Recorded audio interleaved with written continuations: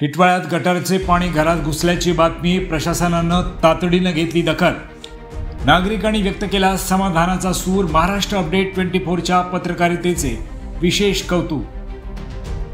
पावसाळ्याच्या पहिल्याच सरीत टिटवाळा परिसरात गटारातील साचलेले पाणी चाळीच्या घरात घुसल्याने नागरिकांना मोठा त्रास सहन करावा लागला। या समस्येवर महाराष्ट्र अपडेट 24ने दिलेल्या ठळक वृत्ताची प्रशासनानं तातडीने दखल घेत संबंधित भागात गटार सफाईचे काम युद्ध पातळीवर सुरू केले आहे। पश्चिमेकडील मांडा आझादनगर, सलमान चाळ, छत्रपती संभाजी महाराज नगर तसेच पूर्वेकडील नांदप्रौढ, सावरकर नगर, सिद्धिविनायक कॉलनी अशा परिसरातील नाल्यांची सफाई करण्यासाठी सफाई कामगारांची टीम सकाळीच घटनास्थळी दाखल झाली।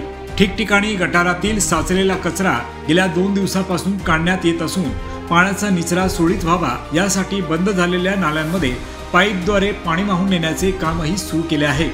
या संदर्भात नागरिकांनी समाधान व्यक्त करत महाराष्ट्र अपडेट 24चे विशेष आभार व्यक्त केले आहेत। संभाजीनगर येथील स्थानिक रहिवासी नंदकुमार डोले यांनी सांगितले, मी नंदू डोळे आपल्याला सांगू इच्छितो की आमच्या आझादनगर व छत्रपती संभाजीनगर मध्ये वारंवार पाण्याचं पाणी गटाराचं पाणी भरत होतं। तरी वारंवार आम्ही किती वेळा तक्रार करून कोणी येत नव्हतं। बरेच दुसरे लोक परत आले, परंतु अजय शेलार हे आमचे मित्र यांनी महाराष्ट्र अपडेट 24ला बातमी दिली आणि त्याची प्रशासनाने खबर घेतली आणि प्रशासन खडवून जागे झाले आणि त्यांनी कालपासून साफसफाईला काम चालू केलेलं आहे। तरी त्यांचा धन्यवाद आणि महाराष्ट्र 24चा पण धन्यवाद। की आमच्या त्रासाला कोणीच वाचा फोडत नव्हतं, मात्र महाराष्ट्र अपडेट 24ने ही बातमी प्रसिद्ध करून आमच्या वेदनांना आवाज दिला।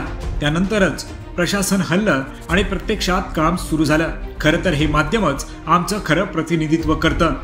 सोशल मीडियावरही अनेकांनी महाराष्ट्र अपडेट 24च्या परखड पत्रकारितेचं कौतुक करत त्यांच्या वेळीच केलेल्या हस्तक्षेपामुळे प्रश्न लवकर मार्गी लागल्याचे मत व्यक्त केले आहे।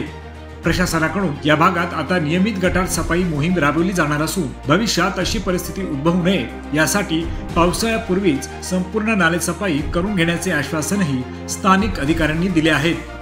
महाराष्ट्र अपडेट 24 टिटवाळा।